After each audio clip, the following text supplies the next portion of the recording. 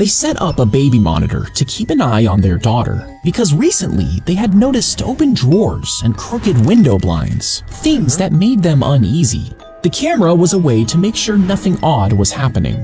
Hours later, in the middle of the night, the monitor crackled awake, instantly jolting her from sleep. She glanced at the screen and saw her husband standing over the crib, cradling their baby. She felt relieved until she realized her husband was lying right next to her. Panic surged as she grabbed a baseball bat and bolted into the nursery. She turned on the light and her husband spun around, startled, clutching their baby. If this was her husband, then who was in her bed? He was fixing the pin setter when it suddenly activated. The machine moved down as if to set up the bowling pins, but the man was still underneath, and the weight of it crushed him instantly. With no one around to hear his cries, he was left to suffer from his injuries, and his body was found the next morning, still stuck in the bowling lane.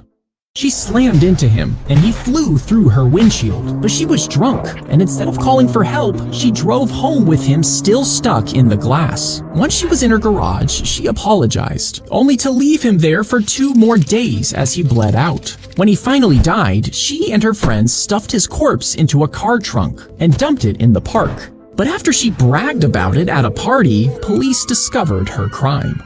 If the seatbelt is around your pregnant belly and you get into a crash, it can transfer the force directly into your stomach. And this can cause the entire placenta to rip off completely, leaving your baby without a way to breathe. Now you might think skipping the belt altogether might be safer, but even a sudden stop can throw your body forward, crushing your belly against the steering wheel. So instead, place it below your belly and across your hips. This spreads the force of the crash over your body, saving you and your baby's life.